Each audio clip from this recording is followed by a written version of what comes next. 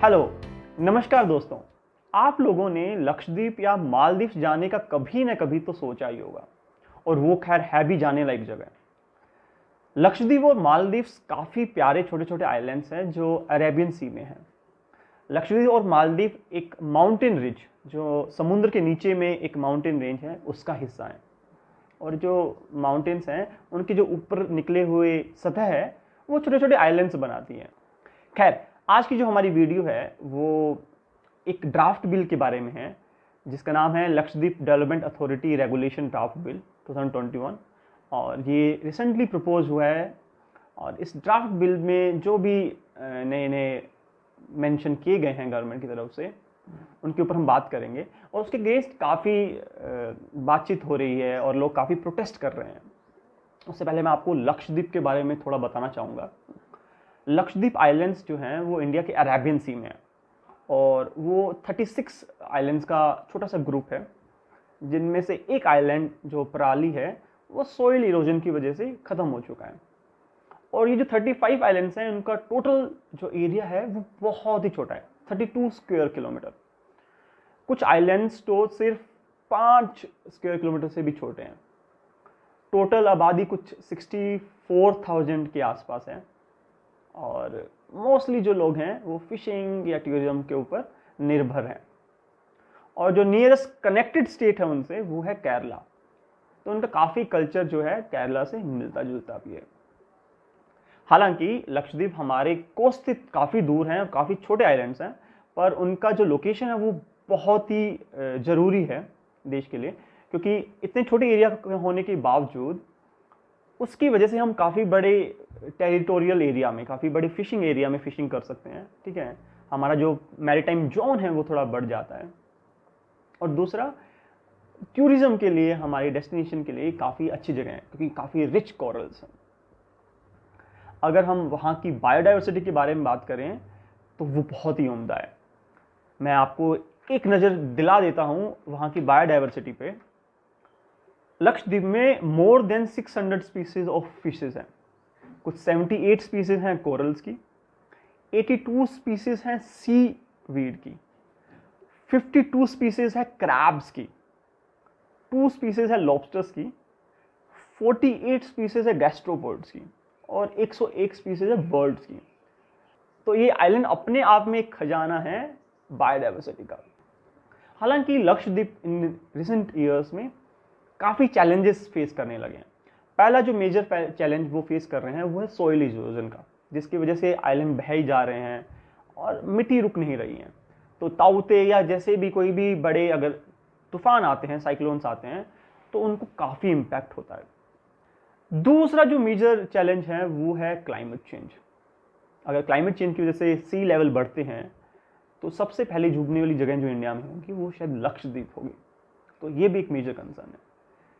और तीसरा major concern है कि वहाँ पे जो बायोडाइवर्सिटी है उसको सस्टेनेबिलिटी मैनेज करने के लिए कोई कदम उठाए नहीं जा रहे, या जो भी बिल्स या पॉलिसीज़ आ रही हैं टूरिज्म को डेवलप करने के लिए, फिशिंग को बढ़ावा देने के लिए, इंडस्ट्रीज़ को लाने के लिए, माइनिंग शुरू करने के लिए, वो भी लक्षद्वीप के डेवलपमेंट, उसकी सस्टेनेबल ग्रोथ के लिए सही नहीं है।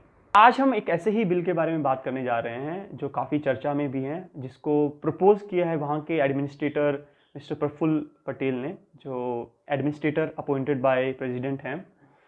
और ये जो बिल है इसका नाम है the draft Lakshadweep development authority regulation 2021। इस ड्राफ्ट को अपलोड किया है लक्षद्वीप की ऑफिशियल वेबसाइट पे, जो आप यहाँ पता कर सकते हैं, और उसको डाउनलोड करके आप रिव्यूज़ और कमेंट्स भी भेज सकते हैं। ये 31 मई 2021 तक अवेलेबल रहेगा।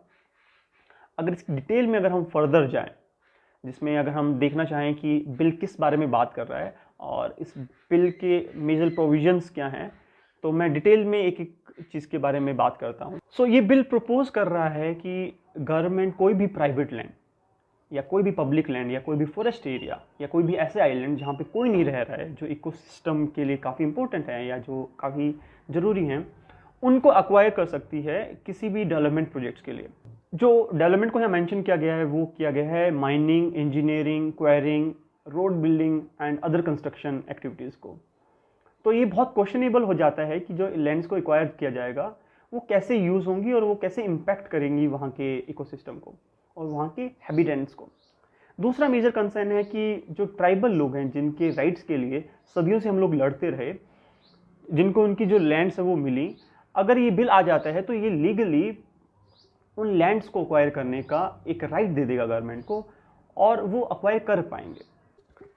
अगर इस बिल के कुछ सेक्शंस की बात करें तो मैं हाईलाइट करूँगा चाहूँगा सेक्शन 29 को, जो ये कहता है कि किसी भी प्राइवेट प्रॉपर्टी को गवर्नमेंट अक्वायर कर सकती है डेवलपमेंट पर्पसेस के लिए।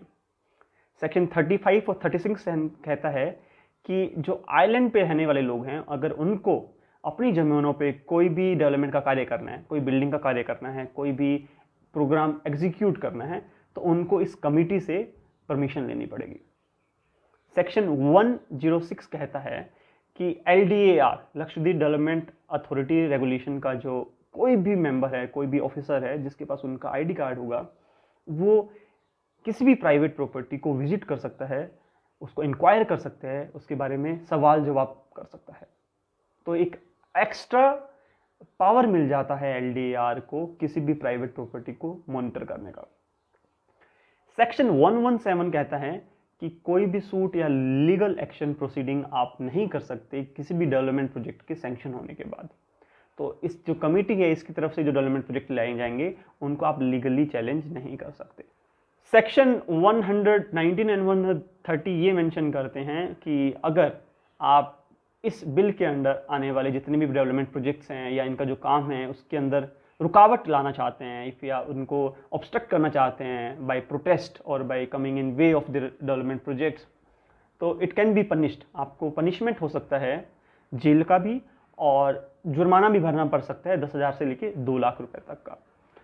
सो ये बिल गवर्नमेंट को बहुत ज़्यादा पावर दे देता है किसी भी तरह के डेवलपमेंट प्रोजेक्ट्स लाने की, और वो भी एक छोटे से आइलैंड में जहाँ का सरफेस एरिया ही 32 स्क्वायर किलोमीटर है। तो लोग जो वहाँ के हैं वो काफ़ी प्रोटेस्ट कर रहे हैं ट्विटर हैंडल पे, या फिर वहाँ के जो MP हैं, जो वहाँ के इलेक्टेड MP हैं, उन्होंने कोविंद जी को लेटर भी लिखा है। इवन केरला के भी एक CPIM के MP हैं जिन्होंने प्रेसिडेंट को रिक्वेस्ट की है इस मामले में दखल देने की। और इस तरह के जो डेवलपमेंट प्रोजेक्ट्स हैं या जिस तरह की ड्राफ्ट जो हम प्रपोज कर रहे हैं गवर्नमेंट की तरफ से जो आ रहे हैं, वो काफ़ी क्वेश्चनेबल हो जाते हैं क्योंकि इन्वॉल्वमेंट ऑफ लोकल अथॉरिटीज़ नहीं होता। दूसरा मेजर कंसर्न है कि लक्षद्वीप में ऑलरेडी पैंडेमिक से काफ़ी ज़्यादा सिचुएशन बुरी है, 6,000 से ज़्यादा केसेस हैं वहाँ, और in middle of A pandemic ऐसे बिल्स लाने की ज़रूरत कहाँ पड़ती है गवर्नमेंट को जो कंट्रोवर्शियल है या जहाँ पे गवर्नमेंट या जो लोकल अथॉरिटीज़ हैं वो अपनी राय पेश नहीं कर सकती। इस बिल के अलावा भी जो करंट एडमिनिस्ट्रेटर हैं उन्होंने काफ़ी और बिल भी प्रपोज किए हैं जिनके अगेंस्ट भी वहाँ पे प्रोटेस्ट चल रहे हैं। अगर आपको ये वीडियो पसंद आया हो और आप इस वीडियो के रिगार्डिंग, इस इशू के रिगार्डिंग और इन्फॉर्मेशन कलेक्ट करना चाहते हैं तो आप उनकी वेबसाइट पे जाके इन सेक्शंस को और डिटेल में पढ़ सकते हैं। इनसे रिलेटेड जो छपे हुए आर्टिकल्स हैं हिंदू में, इंडियन एक्सप्रेस में, उनको भी आप डिटेल में पढ़िए। And I would not request you to make any opinion out of this video, but मैं चाहूँगा कि आप इन इश्यूज़ की तरफ ध्यान दें क्योंकि ये जो छोटे छोटे आइलैंड्स हैं या जो ट्राइबल एरियाज़ हैं जो फाइट कर रहे हैं, प्रोटेस्ट बैट कर रहे हैं इन इश्यूज़ के लिए, इन लॉज के लिए, इन पॉलिसीज़ के लिए, उनमें कहीं ना कहीं as a country we have to come in support of them. And a lot of protests are going around in the country for a lot of issues, and we cannot afford them right now in middle of a pandemic like this. So thank you very much for listening out to me. It was a long video, and I will request you to subscribe my channel, and if you like this video, please share it more to your friends, and I hope I'll come with new stories in the coming week. Thank you so much.